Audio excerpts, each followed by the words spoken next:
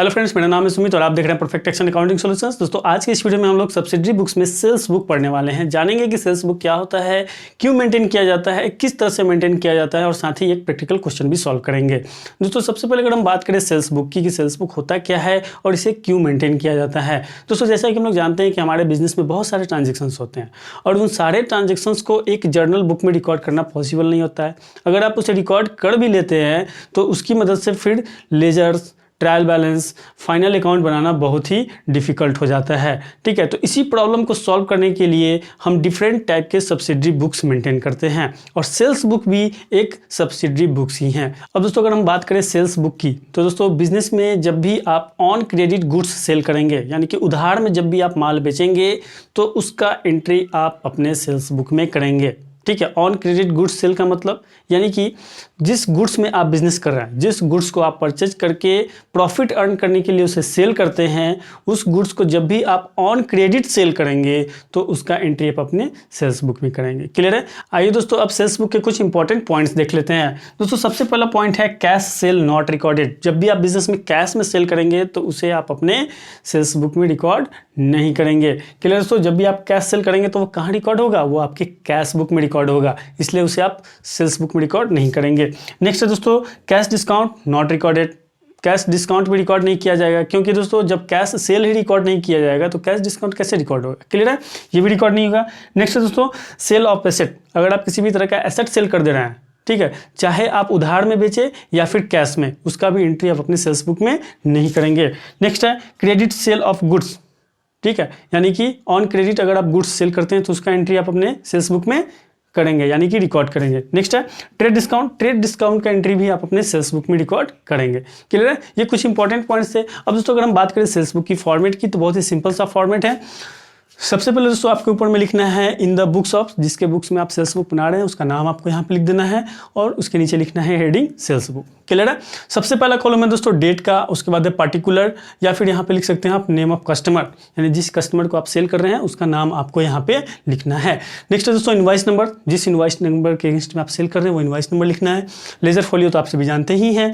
Detail की अगर हम बात करें तो आइटम वाइज डिटेल आपको यहाँ पे लिखना है। कॉस्ट की अगर हम बात करें तो जो गुड्स आप सेल कर रहे हैं उसका क्या कॉस्ट है वो कॉस्ट आपको यहाँ पे लिख देना है। आगे है दोस्तों टैक्स से रिलेटेड कॉलम्स और टोटल। अब दोस्तों यहाँ पे एक चीज आप ध्यान रखिएगा, जब भी आप purchase book, sales book, purchase return book या फिर सेल्स रिटर्न बुक के क्वेश्चन को सॉल्व करेंगे तो क्वेश्चन को सॉल्व करने से पहले दोस्तों आप क्वेश्चन को पूरा पढ़ेंगे। ठीक है, क्वेश्चन को पूरा पढ़ने से आपको आइडिया लगेगा कि आपको फॉर्मेट किस तरह से तैयार करने हैं। ठीक है, अब दोस्तों मान लेते हैं दोस्तों कि क्वेश्चन में आपको टैक्स से रिलेटेड कोई भी इंफॉर्मेशन नहीं दिया गया है, तब आप टैक्स से रिलेटेड कॉलम्स क्यों बनाएंगे? इसका कोई ज़रूरत नहीं है। ठीक है, तो अगर क्वेश्चन में टैक्स से रिलेटेड डिटेल्स दिए रहेंगे तब आप टैक्स से रिलेटेड कॉलम्स बनाएंगे और इसके साथ साथ एक कॉस्ट का भी कॉलम बनाएंगे। ठीक है, और अगर टैक्स से रिलेटेड इन्फॉर्मेशन नहीं दिए रहेंगे तो कॉस्ट और टैक्स से रिलेटेड कॉलम्स आप नहीं बनाएंगे, यानी तब आपका फॉर्मेट होगा दोस्तों date, particular, invoice number, ledger folio, detail और डिटेल के बाद डायरेक्ट टोटल अमाउंट का कॉलम होगा। क्लियर है? उसी के साथ साथ दोस्तों अगर क्वेश्चन में फ्रेट, कैरेज वगैरह का भी डिटेल दिया हुआ है तो उसका भी आप सेपरेट कॉलम यहाँ पे बना सकते हैं। क्लियर है? तो चलिए दोस्तों बिना समय गंवाए क्वेश्चन शुरू करते हैं। दोस्तों सेल्स बुक को समझने के लिए हमने यहाँ पे एक क्वेश्चन लिया है। दोस्तों ये वही क्वेश्चन है जो हम लोगों ने परचेज बुक को समझने के लिए लिया था। दोस्तों अगर आप लोगों ने अभी तक उस वीडियो को नहीं देखा है तो प्लीज़ उस वीडियो को आप जरूर देखिए। दोस्तों वीडियो आप ऊपर आई बटन पर क्लिक करके देख सकते हैं या फिर आप हमारे चैनल पर चले जाइए, वहाँ पर आपको चैप्टर वाइज प्ले लिस्ट मिल जाएगा, वहाँ से भी आप वीडियोज़ को देख सकते हैं। तो चलिए दोस्तों क्वेश्चन शुरू करते हैं। दोस्तों क्वेश्चन में करा है कि enter the following transaction in the sales book of Ram and sons Mumbai. ठीक है, राम एंड सन्स मुंबई के सेल्स बुक में आपको ये सारे ट्रांजेक्शन्स रिकॉर्ड करने हैं। सबसे पहले दोस्तों 1 मार्च 2020 को कह रहा है sold goods to Surya electric Mumbai on credit. ठीक है, सूर्या इलेक्ट्रिक मुंबई को आपने ऑन क्रेडिट यानी कि उधार में गुड्स सेल किया है तो इसका एंट्री हम अपने सेल्स बुक में करेंगे। जी हाँ, बिल्कुल करेंगे। चलिए तो सबसे पहले हम ट्रांजैक्शन का डेट लिखेंगे दोस्तों 1 मार्च 2020, डेट के कॉलम में हमने लिख लिया। उसके बाद दोस्तों पार्टिकुलर्स की बात करें तो यहाँ पे आपको कस्टमर का नाम लिखना है सूर्या इलेक्ट्रिक मुंबई, वो भी हमने यहाँ पे लिख लिया। क्लियर है? अब दोस्तों यहाँ पे आपको आइटम वाइज डिटेल दिया हुआ है कि आपने कौन कौन से गुड्स सेल किए हैं। ठीक है। अगर क्वेश्चन में आइटम वाइज डिटेल नहीं दिया गया हो, सिर्फ अमाउंट दिया गया हो, तो उस अमाउंट को आप डिटेल के कॉलम में दिखा देंगे। लेकिन दोस्तों अगर आइटम वाइज डिटेल आपको दिया गया हो, है ना, तो उन आइटम को आप यहाँ पे अपने सेल्स बुक में दिखाएंगे। ठीक है, जैसे यहाँ पे सबसे पहला आइटम है दोस्तों 200 ट्यूबलाइट एट द रेट ₹50। तो हमने यहाँ पे लिखा दोस्तों 200 tubelight at the rate ₹50। Amount कितना हो गया दोस्तों, तो ये हो गया 10,000 हमने यहाँ पे लिख लिया। नेक्स्ट है दोस्तों 100 table fan eight the rate ₹400। ठीक है, 100 table fan eight the rate ₹400। Clear है। अमाउंट कितना हो गया दोस्तों 40,000। तो ये 40,000 हमने यहाँ पे लिख लिया। दो आइटम्स थे, दोनों आइटम्स को हमने यहाँ पे लिख लिया। ठीक है, दोनों आइटम्स को लिखने के बाद क्या करेंगे, इन दोनों को टोटल कर लेंगे। तो ये कितना हो जाएगा दोस्तों 50,000। तो ये 50,000 हमने यहाँ पे लिख लिया। आगे दोस्तों क्वेश्चन में कर रहे हैं ट्रेड डिस्काउंट 20%। आपने 20% ट्रेड डिस्काउंट अलाउ किया है, तो इसे आपको क्या करना होगा दोस्तों, लेस कर देना होगा। ठीक है, लेस करेंगे trade discount at the rate 20%। ठीक है, तो इस 50,000 का हम 20% निकालेंगे, कितना आएगा 10,000। तो ये 10,000 हमने क्या किया दोस्तों, यहाँ पे लेस कर दिया। लेस करने के बाद अमाउंट कितना आया 40,000। ठीक है, 40,000 आ गया। उसके बाद दोस्तों क्वेश्चन में करा है जीएसटी 28% चार्ज कीजिए। ठीक है, जीएसटी आपको चार्ज करना है 28%। अब दोस्तों यहाँ पे समझिएगा कि जब भी इंटर स्टेट गुड्स सेल या परचेज होगा, इंटर स्टेट मतलब एक स्टेट से दूसरे स्टेट में जब आप सेल और परचेज कीजिएगा, तब आप IGST चार्ज कीजिएगा। IGST मतलब integrated goods and service tax. ठीक है, समझ में आई। जब आप इंटर स्टेट यानी कि एक स्टेट से दूसरे स्टेट, सपोज मान लेते हैं कि आप दिल्ली में अकाउंटिंग कर रहे हैं और दिल्ली से आप यूपी में सेल कर रहे हैं, ठीक है, तो आपको कौन सा टैक्स लगाना होगा, IGST। ठीक है, वहीं दोस्तों अगर इंट्रा स्टेट सेल और परचेज कर रहे हैं, इंट्रा स्टेट मतलब एक ही स्टेट में, मान लेते हैं कि आप दिल्ली में अकाउंटिंग कर रहे हैं और दिल्ली में ही सेल और परचेज कर रहे हैं, है ना, तब आपको दोस्तों लगाना होगा CGST यानी कि central goods and service tax and SGST यानी कि state goods and service tax. समझ में आई दोस्तों। एक स्टेट से दूसरे स्टेट माल बेचेंगे या खरीदेंगे तो IGST लगेगा, और एक ही स्टेट में गुड्स बेचेंगे और खरीदेंगे तो CGST और SGST। तो यहाँ क्वेश्चन में दोस्तों क्या हो रहा है कि आप मुंबई में अकाउंटिंग कर रहे हैं और आप सेल भी कहाँ कर रहे हैं, मुंबई में, यानी कि विद इन द स्टेट कर रहे हैं, तो कौन सा टैक्स लगेगा, CGST और SGST। ठीक है, तो यहाँ पे हम लगाएंगे दोस्तों CGST एंड SGST। ठीक है, ऐड कर देंगे, टैक्स है, ऐड करना है। क्लियर है। अब परसेंटेज कितना आएगा दोस्तों, 28% चार्ज करना है। दो टैक्सेस है तो दोनों को हम बराबर बराबर बांट देंगे। ठीक है, 14% CGST लगाएंगे और 14% SGST लगाएंगे। ठीक है, अब इस 40,000 पे हम कैलकुलेट कर लेंगे। 14% कितना होगा दोस्तों 5,600 और 5,600, इन दोनों अमाउंट को कैलकुलेट करके यहाँ पे लिख देंगे और टोटल में से ऐड कर देंगे। क्लियर दोस्तों, समझ में आई। दोस्तों अगर आप GST के बारे में और ज़्यादा जानकारी प्राप्त करना चाहते हैं तो आप हमें कमेंट बॉक्स में जरूर लिखिए, मैं आपको इसका एक सेपरेट वीडियो प्रोवाइड करा दूंगा। क्लियर है। अब दोस्तों इसके बाद हमें क्या करना है, इसके बाद नेक्स्ट है दोस्तों कॉस्ट का कॉलम। ठीक है, कॉस्ट के कॉलम में आपको कॉस्ट लिखना है कि आपने कितने कॉस्ट का गुड्स सेल किया।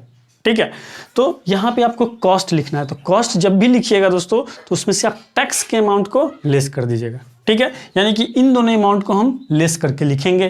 ठीक है, 10,000 और 40,000 का गुड्स था, टोटल 50,000 का गुड्स हुआ था, 10,000 डिस्काउंट आपने दिया यानी कि 40,000 का गुड्स हुआ। ठीक है, तो इसका कॉस्ट कितना है दोस्तों 40,000 और यही 40,000 यहाँ पे आएगा। इन दोनों टैक्स वाले अमाउंट को हम इग्नोर करेंगे। ठीक है, इनवॉइस वैल्यू आपका कितना है 51,200, लेकिन कॉस्ट कितना है दोस्तों 40,000।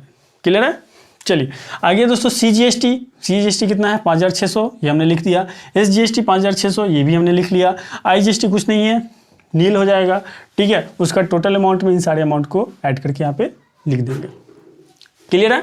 अब दोस्तों क्वेश्चन में आगे करा है sold old furniture to Ram furniture Kolkata. Ram furniture Kolkata को आपने अपने पुराने फर्नीचर सेल कर दिया। ठीक है, फर्नीचर बिजनेस के लिए क्या दोस्तों एसेट।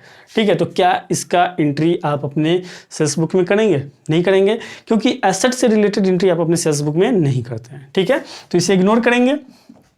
इग्नोर करने के साथ साथ जब आप क्वेश्चन सॉल्व करेंगे तो सॉल्यूशन में नीचे में आप रिमार्क्स में लिखेंगे कि एसेट होने के कारण इसका एंट्री आपने अपने सेल्स बुक में नहीं किया। क्लियर है। चलिए क्वेश्चन में आगे करा दोस्तों sold goods to Manohar electric Delhi on credit. Manohar electric Delhi को आपने कुछ गुड्स सेल किया है ऑन क्रेडिट, उधार में, तो इसका एंट्री करेंगे। जी हाँ, जरूर करेंगे।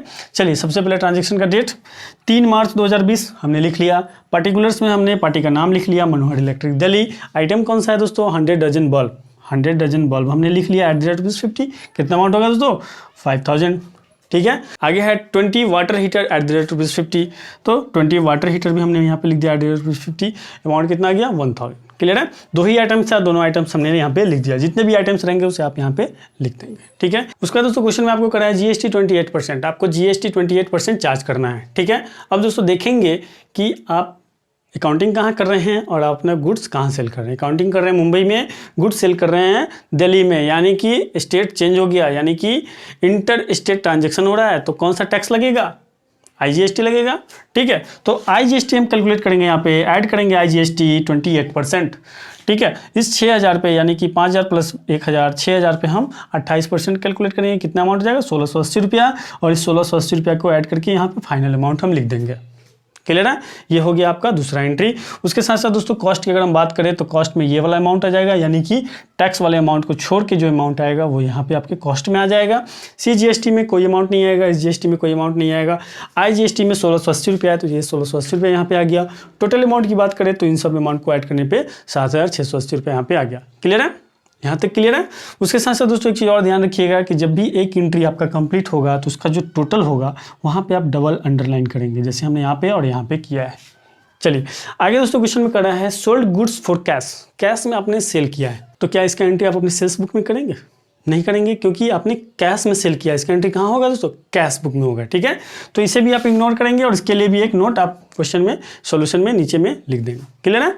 चलिए तो सारे एंट्री हमने कर लिए। सारे एंट्री करने के बाद आपको इसका टोटल करना है।